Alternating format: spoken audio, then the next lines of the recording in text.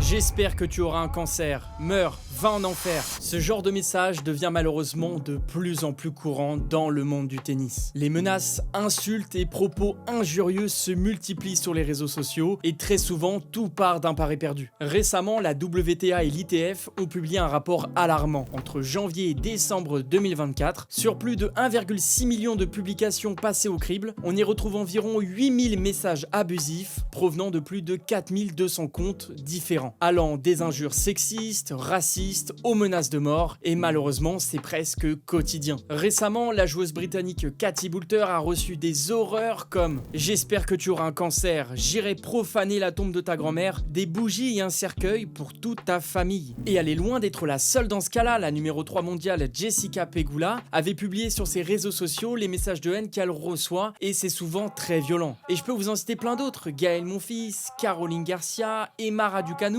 qui avaient fondu en larmes sur le court après avoir aperçu en tribune l'un de ses harceleurs. Et même des joueurs moins médiatisés, comme les tricolores Alice Tubello et Arthur Bouquier, ont été menacés de mort. Cette incertitude crée un climat de peur et d'angoisse permanent, où certains finissent par se résigner face à cette violence banalisée. Pour contrer ces dérives, les fédérations appellent les acteurs des paris sportifs à prendre leurs responsabilités pour trouver des solutions. Alors selon vous, que faudrait-il faire ou mettre en place pour contrer ces dérives? Dites-le nous dans les commentaires.